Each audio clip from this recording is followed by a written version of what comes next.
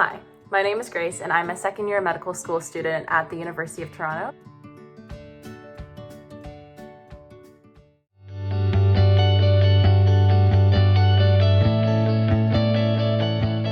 Today I'll be helping out with the Community of Support, which is an organization that helps underrepresented populations pursue healthcare fields like medicine.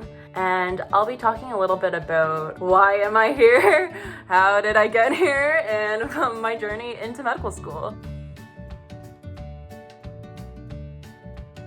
So I would say that I didn't really pursue the typical path. I wasn't in a conventional pre-med program. I actually attended Queen's for concurrent education, which is a program where you're allowed to kind of choose a typical undergrad where you pursue whatever major and minor that you want. But instead of doing 2 years of teachers college at the end, you can do a 1-year accelerated program because we do some of the teachers college courses and some of the practicums during our undergrad. So even after first year, I got to spend a little bit of time in a middle school as like a student teacher. And that was kind of the big turning point for me because it was the first time that I actually was in a classroom in a student teacher role. And I realized that maybe I didn't want to spend the rest of my life doing high school teaching. I had chosen to be a French major, biology minor, because I really wanted to do French immersion, but still really loved the sciences. And I was starting to really enjoy some of the more sciencey courses that I had, like a lot of the science aspects that I just wouldn't have really gotten to incorporate into my teaching career.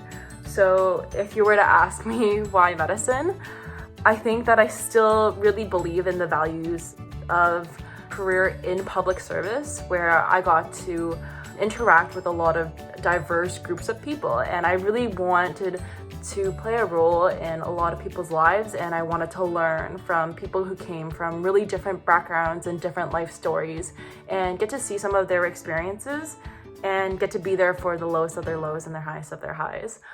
I also wanted more of a diverse age range than just 16-year-olds. And I also really liked some of the complexity and problem solving that I got to see in my science courses, and I wanted to incorporate that more into my career. So medicine was kind of the perfect intersection of those two values or things that I was looking for in my future career. So that's where I kind of got the idea of maybe applying to medical school, which is not really typical because obviously I was in a program where everybody wanted to be a teacher, but it was a super nice community to be in anyways, because I think it was really nice to be around people who had the idea of just wanting to help people. So I really liked the program that I went to, but I started thinking about where I wanted my career to go. And in that comes the second question of, well, how did I get into medical school? And there's no really easy answer to that, in that I didn't really choose activities specifically with the goal in mind of being a medical school student. I kind of chose to do things that interested me and things that I love to do. And here's the part where I'm going to be honest, in that I actually did do a lot of research, and the reason why I did do research was not necessarily for medical school itself, but more so because I wanted to make sure that I didn't want to pursue a career in academia for the rest of my life. And I also just wanted to try new experiences. So I ended up working in a wet lab doing CRISPR, Cas9 things in yeast. So a big cell biology lab, which was a really good experience for me because I really loved my mentor and I got to learn a lot of cool concepts and learn how like experiments and science really works. But it really wasn't for me in the end because I just don't think that I have the patience to troubleshoot as a lot of scientists do. So that was a really big learning experience for me. And I also did a bit of clinical research in electrocardiology.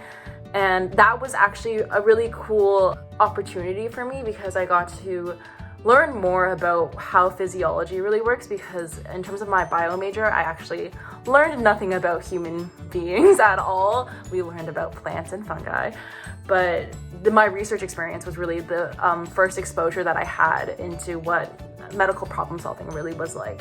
And I was really interested in that aspect, even though I did love kind of the academic academia part. I just didn't see that for the rest of my future. But I did get to experience one of the coolest parts of my undergrad before medical school, which is that I got to present at a conference in Tokyo, which was such an amazing experience because it was the first time that I had built that confidence in myself as more than just a student or more than just good at studying. I was presenting my research to a room full of experts in electrocardiology, and I was wondering why the heck would they listen to a 20-year-old girl talk about her work. But it made me realize that I had somehow become a little bit of an expert myself in this really, really small niche field of cardiology, but an expert nonetheless. And when you really put your mind into hard work and when you surround yourself with amazing people who are willing to support you and amazing mentors, you somehow realize how much work you've done and that you have the confidence to kind of share your contributions with an amazingly open and accepting scientific community. So that was a really big thing for me in terms of my self-development. But again, I don't really like to think about these things as stepping stones into medical school. They were more stepping stones into me being who I am today. Other than that, I think even though research was a big part of my undergrad experience, I also got to participate in initiatives that I really cared about. I led Queen's French Club, which is kind of a community where, people who like to or want to practice French speaking got to meet up and have discussions and talk and watch French movies and stuff like that and eat good charcuterie. And I also helped with or led a tutoring program for at-risk high school students, normally people who come from low SES communities, because we all know that tutoring is kind of financially inaccessible for some groups of people, and that's not really cool. So I think those are two initiatives that were really, really dear to my heart.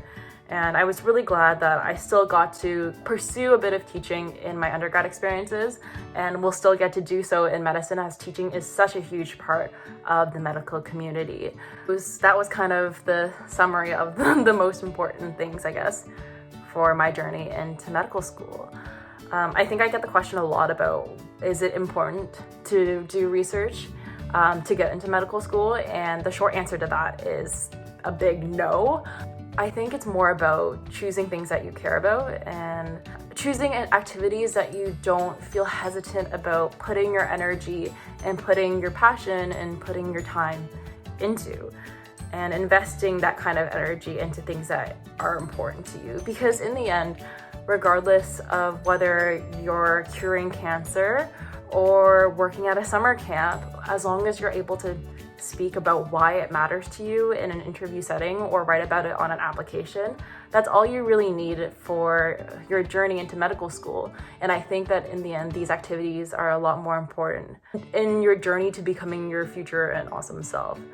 So I think all in all, what's really more important is doing things that you love to do and being the best person that you can be.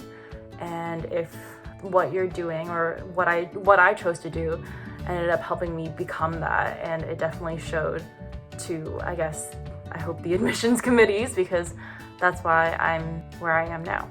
If you have any questions or comments, please let me know down below, and I hope to speak to you guys soon.